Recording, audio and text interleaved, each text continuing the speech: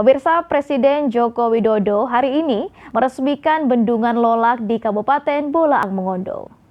Dibangun sejak 2015 yang lalu dengan menelan anggaran 2 triliun rupiah, Bendungan Lolak yang merupakan salah satu proyek strategis nasional akhirnya diresmikan Presiden Joko Widodo.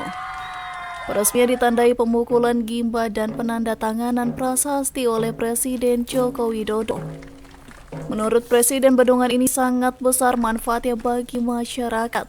Selain sebagai keperluan irigasi, juga sebagai pengendali banjir maupun ketersediaan air baku bagi masyarakat. Bendungan Lolak ini yang bisa menampung 16 juta meter kubik, bisa mengairi sawah kurang lebih 2.200 hektar.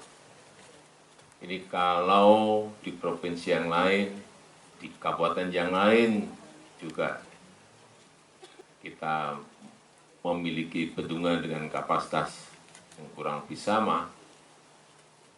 Air yang ada di negara kita akan bisa kita kelola dengan baik sehingga bermanfaat, seperti Bendungan Lolak ini yang bisa menjadi air baku bagi masyarakat di Bolaang Mongondo, bisa mereduksi banjir sampai 29%.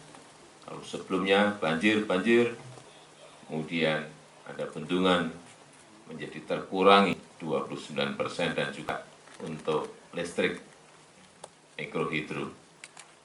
Selesai melakukan peresmian bendungan, Kepala Negara yang didampingi Menteri PUPR Basuki Hadi Mulyono, Menteri ATR BPN Agus Harimurti Yudhoyono, Menteri BUMN Erick Thohir, Menteri Perhubungan Budi Karya Sumadi melakukan pelepasan bibit ikan di area Bendungan Lolak serta meresmikan impres jalan daerah di Kecamatan Lolak.